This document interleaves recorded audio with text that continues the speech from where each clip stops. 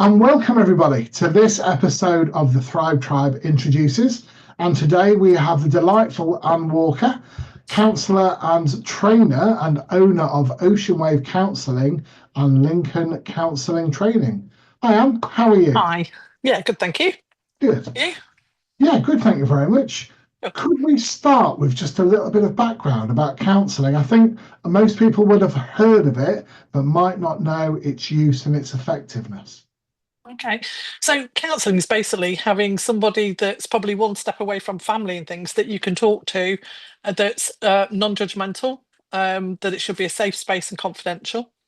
And you can say whatever you need to say. So there's many issues people go to counselling for. It could be childhood trauma. It could be not having a very good relationship with your parents in that respect. Trauma can be a vast array of things. It could be mental abuse, physical abuse. Bringing it the other side of it, there could be anxiety. Again, anxiety can come from a lot of issues, and we'd work through where the base of that anxiety maybe has come from, to help reduce it, because we have to have anxiety in our life. Otherwise, we're a danger to ourselves, because we need a bit of anxiety when it comes to crossing the road. But a lot of people get overwhelmed with anxiety. So we can help reduce that. And with it, that comes negative thoughts. And again, how to manage and deal with negative thoughts, because again, our brain is biased to the negative side of things. So it's learning to manage those negative thoughts and where they come from. And then there's grief, loss, grief of losing somebody, grief of a pet. A lot of people don't think about the issues and the relationship between pets and things. So it's having that safe space really to talk about whatever you feel that you need to talk about that's stopping you from moving forward in your life. You know what? I think that's really good because I think I think before, I know counselling's been around for many, many years. But Mm, it's not until you speak to somebody like you and you realise that there is help and support out there, especially mm, some of the things you've listed. I think, because we're British, we just tend to keep on going, and then at one point it just, generally or potentially collapses around us. So I think having that sounding board and someone to speak to, as you say, who's non-judgmental is really, really nice.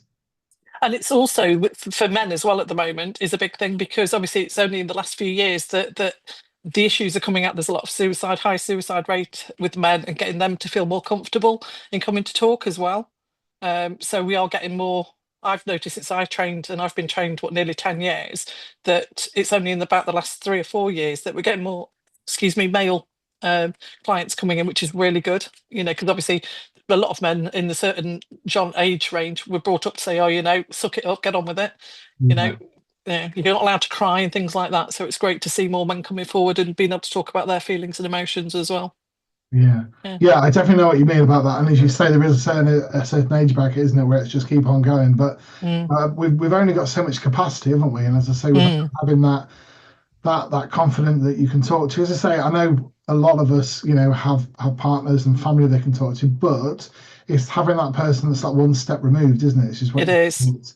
it's been able to Yeah. chat to them, not non-judgmental, and just Mm, being able to chat. And I think there's not enough people do that, in life in general, and having a safe space where people aren't going to be, taking the mick or, telling you mm, just to, carry on, I think is really, mm. really important. And they're very brave to take that step, because it's a big step as well, because you're putting your vulnerable side out there to a total stranger as well. So, it's not easy for people to take that first step. It's a hard thing for them. Yeah. So you said you've been trained for 10 years. So what was your background that led you to want to train in this? Um, I've always had an interest in people from a young age. Um, Again, my parents were mental health nurses. So when I was little, nurseries weren't as popular as they are now. So I used to go up to work with my mum and come back with my dad, or vice versa, if they're swapping shifts. As I grew up, I got to go on my mum's ward, picking her up for lunch. So I saw patients there. Mum was mainly on the elderly care ward, so it's people with dementia, different forms of dementia, which I found out in later years there's more forms of dementia. But what I realised is that everybody's different, that everybody's got their own journey. And my dad was on a unit for addiction, so with alcohol or drug addiction. I didn't get to go on there because of my age, but I did go round to the unit once because all the patients in the hospital went onto the fields to pick peas after the farmer had gone with permission. So, and then we went to pick the bag of peas up and brought them home, a big black dustbin bag full of them. It was a real community feel in the hospital. You know, there was a social club and everything. And although it's not relevant to the time we're in now to have a mental hospital like that, growing up in the 70s, there was a real community feel. So I got to see lots of different people in different scenarios. So it wasn't just the patients, it was the staff, and meeting different people. So I got to see a wide range of personalities, people in different situations from a very young age. And from there, I like people watching. So again, I would just grow up watching people and sitting in a cafe, and I want to know what people's stories are. So yeah, so that brought me into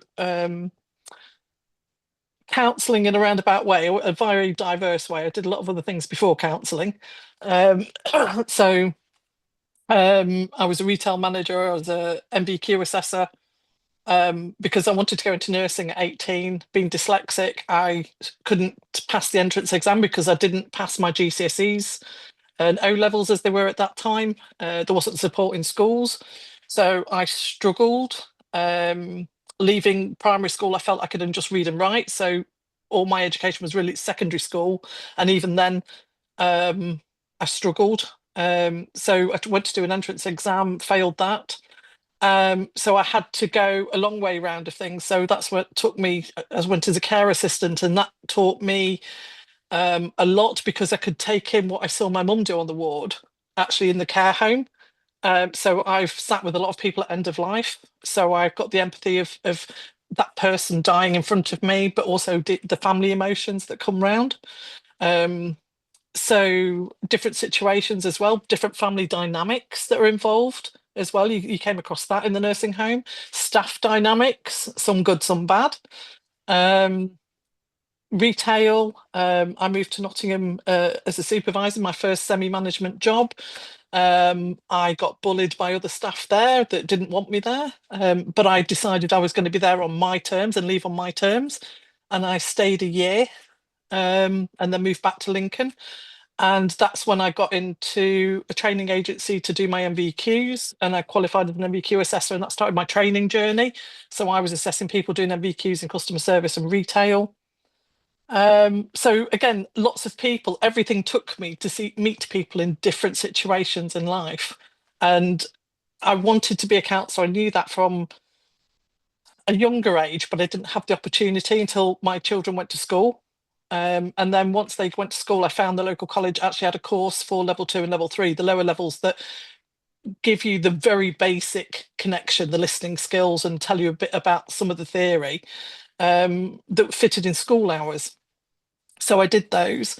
I wanted to do level 5, which qualifies you as a counsellor, and the college, as I applied for it, unfortunately the tutors left. One went on to do a PhD and another retired. And there was a private company found out this and offered to do a course in school hours, which fitted me perfectly. So I went through a private company to do my level 5 BTEC professional counselling qualification. There were some struggles with that as well, with tutors and different dynamics and things. So it wasn't easy. Also with my dyslexia again, having to do academic writing. I had to have my sister sort of proofread things, but she would try and proofread it and suggest things that would make it sound like her. So I had to say, no, I don't need it professionally writing. I just need the grammar changing, you know, the full stops and make sure the spelling's correct. So I had to sort of help her. And then as it turned out, when I'd done the qualification, she went to update her nursing diploma to a full degree, and they had to do person-centered nursing. And through helping me, she knew about person-centered nursing through what I'd been doing. So that was quite nice to be able to help her on her journey a little bit more. So as I say, everything's brought me into experience things, people in different situations. And I'm really keen to know people's stories and help them. Yeah, I love that one because it obviously shows that you have a caring nature all the way through. And somebody like yourself who suffers from dyslexia, you've had a lot of challenges, but just from that 5 minutes there, that just shows great resilience, doesn't it? And it just goes to show that whatever your dream and your vision is, if you keep working hard at it, you'll find ways to make things happen, and you have done. So yeah, that's fantastic. Yeah, I think I was about 44 when I qualified, something like that on there. So it took me all that time from 18 of wanting to be a nurse to get to that stage. But what helped me was my children going through primary school, when they were learning how to read and write and spell and doing their phonics, that actually helped me with my dyslexia. So because the learning style had changed since I was at school, I actually improved my English on there. I mean, I'm still obviously dyslexic and always will be and have those issues, but it was enough to help me sort of see that difference and improve to what I was. My spelling improved. My grammar's a bit still there. I didn't get a GCSE in English. I had to do the adult education certificate for English to be able to do my counselling course. But as you say, you find way around things. You adapt. You have to, because the system doesn't allow for dyslexia, and it still doesn't now for kids coming through school on there. So you've got to learn to adapt and find ways around it to feel, and you feel like you're working twice as hard as everybody else, and you feel that you can't achieve as much as everybody else. So you really got to that self inner critic having a go at you saying, I'm not good enough. I had that all the way through. And it's not until I sort of did the counselling course that I managed to sort of quieten that inner critic, that feeling of not being good enough, but it still pops up now and again. But that's life, I think. And it's just learning how to manage that. And that comes in with the skills that I help teach clients that come, is learning to manage those I'm not good enough thoughts or those negative thoughts that are coming through. Definitely. And I think you really benefit because you've had that, you've had to overcome challenges and show amazing resilience. I'm sure you can pass on some of your knowledge and things. I say it's inspiring just listening to you in terms of what you've gone through to get where you are. And I love the memories that you have of following your parents, to and from work, and just with being in that caring environment. Honestly, it's really amazing. I love those. They're really fond memories, because you go on Facebook now, and some people, it was a local hospital in Lincoln years ago, and they poo-poo it because it was a mental health hospital, because again, like I said earlier, it was relevant in those times where it's not relevant now. But I have great memories going on with the ward at Christmas parties, going to the unit in the main ballroom that was there, having a unit Christmas party, dancing with the patients. I loved it. I loved it. And when I was training to be a counsellor, I went back to work in the care industry to pay for my course. And it reminded me how much I actually loved that connection with the elderly, on there. And going as an agency care assistant, I could sort of spend a little bit more time talking to the residents and things than you can if you're a permanent member of staff. Not much time, but a little bit. And it really uplifted me. It really, I really enjoyed that time back in that environment, and connecting with those people. So, and that's what I enjoy now with my clients, is connecting with people.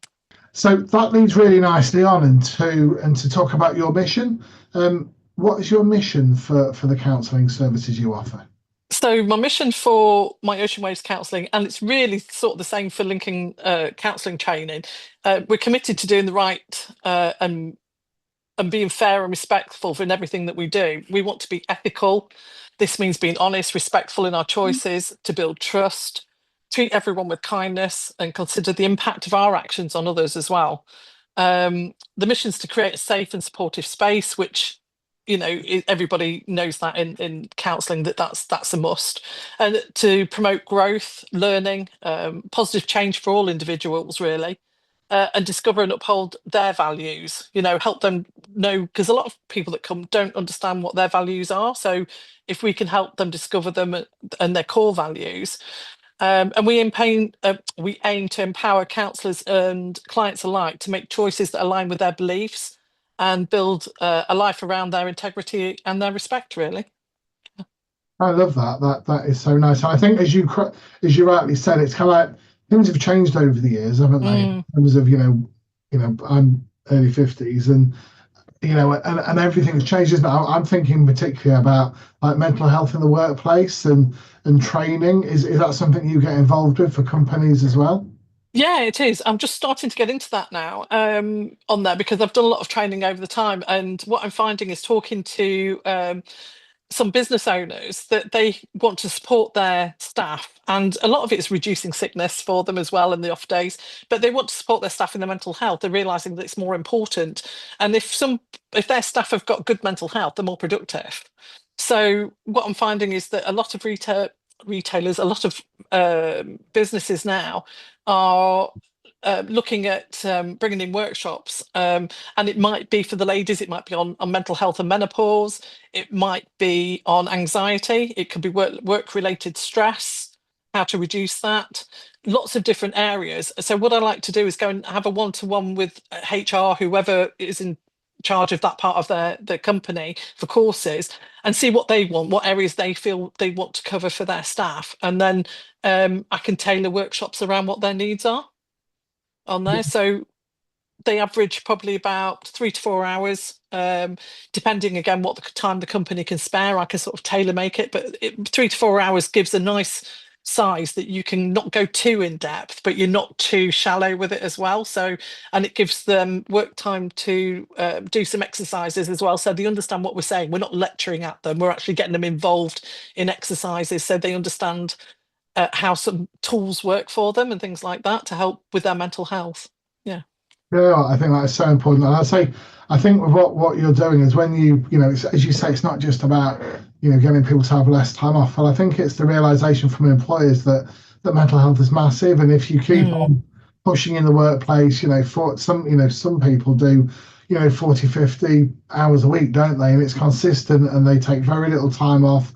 I know they're supposed to take, so many days off per year, but it's not a lot, is it? People, I hear about people that are doing 6, 7 days a week, and it's kind of like, that's only going to lead, and something goes wrong in their life, everything crumbles. Where if you can get there and make management and the company and even the individual employees understand about what's going on with our brains, and be more educated about it, then It's balancing their self-care, yeah, because that's it. If they do all work related, I've had quite a few personal clients on the one-to-one, and when we actually look at what's causing their anxiety, it's been the hours they've been putting in work, and unfortunately forgetting their self-care, what they do for themselves and getting that balance right. Because without that balance, that's when anxiety comes in, because you're focused on all that work and forgetting about yourself. And if you don't look after yourself, then you can't be productive, you can't look after others. And sometimes self-care means you have to be a little bit selfish, so again, I talk a lot sort of with workshops and one-to-one about self-care and getting that balance right in life, on work. So it might be that yes, they've got to do emails and work at night, but okay, well then let's put a time slot on it when you shut that laptop down or you switch that phone off, or it might be that you cook tea, because you like cooking, so that's your self-care bit, and you cook tea for yourself and your family, and then you go back onto your emails on there. But then again, you switch off so you get a decent bedtime routine and things like this. So it has to be individual to the person. But even in a workshop, you can give ideas so people can work out their self-care plan themselves.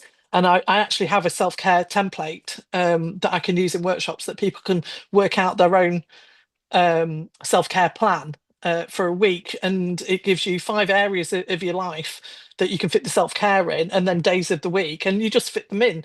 And it's not there as a oh, I must do this, and if I don't, I'm going to beat myself up. It's there as a reminder, and if you don't do it, then you plan for the next week and say, okay, well that didn't work, well maybe if I move it or I change the time slot, you know excuse me, maybe then I can get that in. So lots of ways to work with that on there, whether it's one-to-one or in a workshop. Yeah. no, really, it's funny, isn't it? Because self-care is so important, and it Mm, can be spending time with the family or with your partner or just going out and just doing something just for you. And mm, we tend to forget that, don't we? We've all got mm. really busy lives, but as you say, that self-care part is really important. Yeah, yeah, definitely. Yeah, brilliant. Just remind me, I've only got a few questions left. Just remind me, I can see the power of one-to-one counselling as well as obviously the work element. Can you just give us the benefits again of one-to-one counselling? So what I find is, for me at the moment, I see a lot of clients that come with anxiety, and they're struggling in every area of their life. So it can be going to work, it can even be getting up in the morning, concentrating. Their partners are saying you need to go and get help because they see that it's not working in their life. So when they come to me, we talk about why they've come to counselling. And again, in this scenario, I'm saying anxiety, but there's lots of other reasons. And we work on where they think that anxiety might have come from, what's missing in their life, what's causing this, because anxiety can come for many different reasons. So as I mentioned before, it could be grief, loss, it could be work stress related, it could be a comorbidity to ADHD, and they might not have a diagnosis for ADHD, they might not even realize they've got ADHD traits, because as a counsellor I cannot diagnose by law. But we can talk about the traits and highlight things if that's needed in the conversation. We look at where that anxiety is coming from and we try to reduce it on there, and it's all done from conversation. So number of sessions I can vary depending on the client. It can go from 6 sessions and it can go all the way to 36 sessions, a couple of years. We start off weekly because you need to build that therapeutic connection, which is trust, really. And as that builds and the client feels more comfortable and they're working through their issues through us talking, really, I might use a few tools like Russian dolls, the ones that go inside each other. We talk in the third person with those. So again, it takes whatever trauma they've got one step away from them, so that it doesn't re-traumatize them. There might be a paper-based tool. I use that for values when we're talking about values or boundaries. When I use values, I've got some cards and I do like a snap game to find their 6 core values. So that's a bit of fun. So it really is individual to the client on what they're coming for and how they want to work through it. But at the end of it, I would say whatever reason they're coming to me for, whether it's grief, loss, anxiety, by the end of their journey, they've got the tools or they've worked through their issues enough that they feel more confident that they can manage their life. They can move forward in their life, that they can,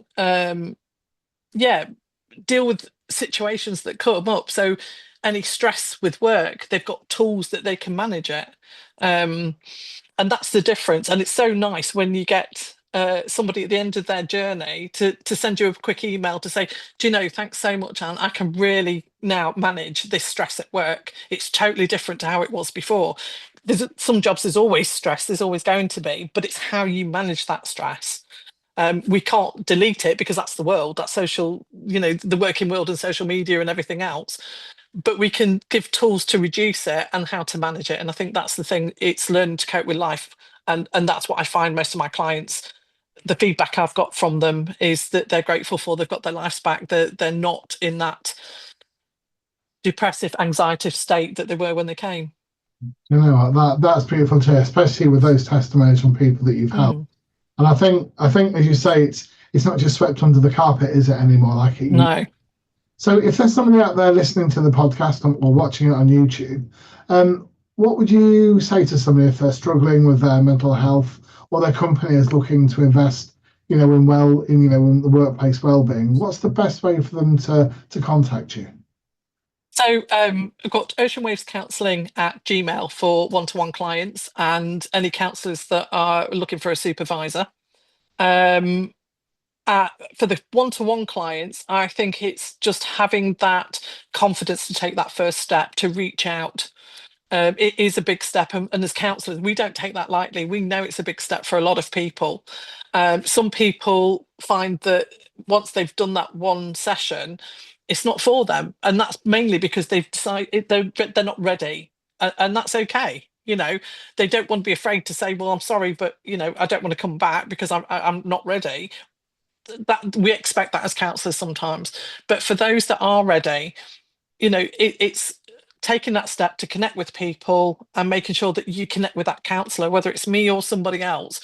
Not every client is right for every counsellor, and not every counsellor is right for every client. You've got to have that connection, and if you don't, then I don't think that therapeutic journey works as well. So it's the connection that is the foundation for what works with counselling on one-to-one, I feel. When it comes to the workshops, then it's Lincoln Counselling Training, and again, just emailing at gmail.com, and let me know sort of what you want, what you're looking for, and if you don't know, reach out and let's have a discussion. Let's meet up, have a chat, whether it's one-to-one, because I'm quite happy to go to someone's office and have a coffee, or if it's easier for them to do it on Zoom or Teams, I'm quite happy to do that as well. So it's just reaching out to work out what fits for you, really, as a company. That's it. On both aspects, that's just really nice. It's about having that chat first of all, isn't it? And just definitely, as you say, seeing if the relationship works. There'll be somebody out there, and as you say, the thing about not bottling it up anymore, just having those conversations, and then if the relationship's going to work, brilliant, because you've got to be confident with the counsellor, haven't you? And as I say, it's I've learned so much during this session just about what can be achieved nowadays compared to when we were younger and growing up, and as you say, just carry on. Whereas now we all need that. Life is full of ups and downs. And it's, as you say, it's having that toolkit, having someone to to make recommendations just about what the toolkit that we need to carry on. And just talk through that area. I mean, I don't. For me personally, the way I work, I don't get the client to actually talk about their trauma in detail, because I don't want them to get re-traumatized. Some counsellors do that, and that's their prerogative. But I skirt around the edges on there, and once they've actually talked about their journey on there, it doesn't seem we've discussed it as what's the word I'm thinking of, debilitating, probably. I don't know if that's the right word or not, because they've let it out. They're not holding it all in, so those emotions come out sometimes when they're talking about it as well. So it's that release, that's a better word, it's that release of whatever's in there. It's like Pandora's box, isn't it? Once you've opened it, you just don't know what's going to come out, and it's a safe space for that to open that Pandora's box and deal with that trauma and those emotions. And sometimes people don't know how to deal with their emotions. They might feel angry, and they don't know how to deal with that anger, where anger is actually covers up, is a cover for other emotions like frustration. So you might say you're angry, but actually when you look at it and you discuss it, you're not angry, you're frustrated. So it's understanding that side of things as well. So there's a lot of self-reflection, there's a lot of self-awareness, and that's where the counsellor comes in to help that person with it on their journey. So yeah, it's really good. That's brilliant. I've got one last thing to ask you. Obviously, you have 2 successful businesses that you are running. The people who are looking to set up in business, what advice do you have for them? Learn social media. I see and talk to a lot of newly qualified counsellors, and when they come out of training, we have all the knowledge, we have all the skills to help our clients. We do not have the business skills. They're not taught when you're in counsellor training. So it really is, for me, I think any new person coming into the counselling is get those business skills to back up your counselling on there. And if you can get a network going with counsellors as well, that would be really good. I mean, in Lincolnshire, we've got Lincoln Counselling and Therapies Connect Facebook group. It's a closed group, so you have to sort of answer a few questions to get in, and you have to live and work in Lincolnshire. But there's a really good network of counsellors, newly qualified, experienced supervisors, clinical psychologists, EMDR specialists, all different areas of counselling. So you've got a support network there, because counselling can feel very lonely, especially as a newly qualified person going into business. So if you can connect with people, and that's one way of doing it. If you've got any questions, you're not sure of anything, you just put it into the Facebook group, and you've got a community there that can support you. And I think that's the important thing, not to feel isolated as well. Brilliant. Thank you very much, Anne. And I think from my point of view, I've learned so much. I loved your story as to how you got involved in it. I love the resilience that you've shown all the way through, and I just love the fact that you're helping people, whether it be the newly qualified counsellors or the mental health training that you provide for businesses, and that that really important one-to-one stuff. I mean, I'm very fortunate that I've not lost anybody through things like depression, and I do know family members who have lost their friends through the same thing. And it would be such a shame when, you know, a simple conversation might be the start of an ongoing process, which is going to, as you say, give them the toolkit that they can just, you know, cope with the world. There's lots of horrible things that happen during the world, but having somebody there to chat to in whatever capacity, I think is just going to help people so much. And it's that stigma that was attached to it. You know, if we were in America, you know, everyone's got therapy. That everyone's got a therapist or a shrink, as they term it over there. In here, there are brilliant people like you who really want to make a difference in people's lives. But I do think it's important to say as well, just to reiterate, that not every counsellor is right for every client. So if you go to a counsellor and you'll find you're not connecting with them, don't be afraid to end the sessions and don't let it put you off counselling. Just go and find a different counsellor, because not everybody connects with everybody, you know, and that's the important thing, because I still think it's whatever modality counsellors come in, however they're trained, it's that fundamental connection between those two people, that relationship that you're building, that trusting relationship, that is the foundation for counselling working on there. So I do think it's important that they're vulnerable when they come in, but they've got to find that strength to say, well, this isn't working for me, you know, sorry, I'm going to end this, I'm going to find a different counsellor on there, you know, because it's got that relationship is the core, I think, for people on there. Brilliant.